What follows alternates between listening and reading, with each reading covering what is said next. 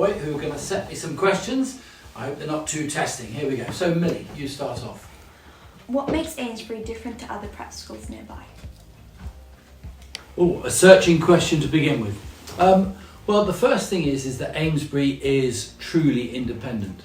We don't send children to any one school. We make sure that we have a range of senior schools to whom we feed, going up towards Guildford, down the A3 towards Petersfield and Portsmouth, and also a range of boarding schools. Another thing which I would definitely like to emphasise is how sport and the performing arts, both very well run in their own right, but how they contribute to a real sense of gender equality at Amesbury. There's just no discussion about opportunities. It's opportunities for all and celebration for all. It doesn't matter what gender you are, what sphere of school you want to join in, and this is very, very important to Amesbury. And finally, I would say that year 7 and 8, the curriculum that we run there, things like Black Lives Matter, things like gender equality, things like the environment, these aren't just add-ons, these are an integral part of what we offer through year 7 and 8. If you could change one thing about your school, what would it be? That's a really good question, and I think the main thing is our focus on examinations always, especially those getting children into senior schools. It's a necessary evil around here, and we're good at it. But if I could work with senior schools to make the process more humane, then that's what I would do. What do your pupils think of you, and do you care? I'd like to think that pupils think that I'm humane. I think they like to know where they stand. I think all children do. And I think I'd like to think that I run the school with good humour. It's not all work and no play. Far from it. I'm a great believer in balance. Do I care what they think about me? No, I'm afraid not. I think it's the case of a leader. As long as they respect me, I think that's the most important. A leader is here to lead. What keeps you awake at night? Do you know, I'm really lucky. Nothing keeps me awake at night because, as I said, if I've done my best and I've tried my hardest to solve even the most difficult situations at school, then I sleep soundly. What is your greatest extravagance?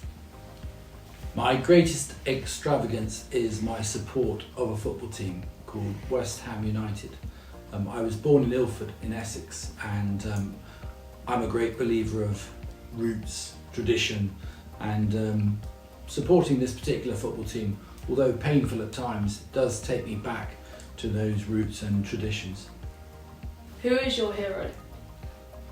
I'm going to be a little naughty here. I'm going to have a selection actually. So I'll start off with my mother and father, who taught me so much about being someone who can mix with everybody, and that's something which I'm really keen on at Amesbury. I think independent education is a real privilege, but the worst thing that you can have with it is arrogance. And my mother and father, they helped me a lot in that. Then I'm going to go with Bobby Moore, who was England's World Cup winning captain in 1966, for the way he lived his life and for what he represented. So I've cheated there. I've got a bit of a selection. What's your favourite joke?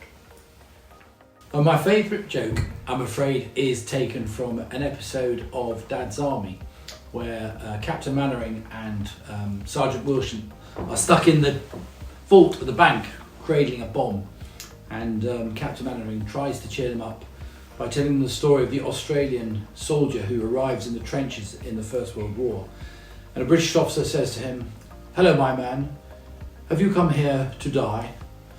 And the Australian soldier replies, "No sir, I came here yesterday." What's your go-to karaoke song?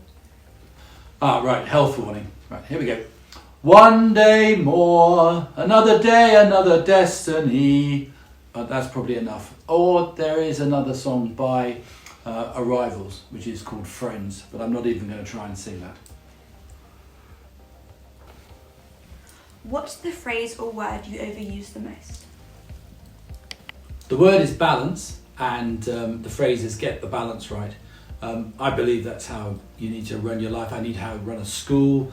I think children very importantly need to know this, but all work and no play makes Jack a dull boy is a great saying. So I'm always encouraging children to work hard and play hard and get that balance right between those two parts of life.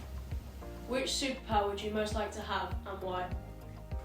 Well, of the moment, of course, I'd like to try and invent a solution to the pandemic. But if we're being more sort of general, I'd like to have the power to make everybody happy and fulfilled. When you leave school, what will your legacy be? Well, I'd like to think that parents and children believe that I left the school in a better place than I found it. I would like to think also that they thought I tried my best and that I did it in good humour. In everything that I've done is for the best of the children and of Amesbury.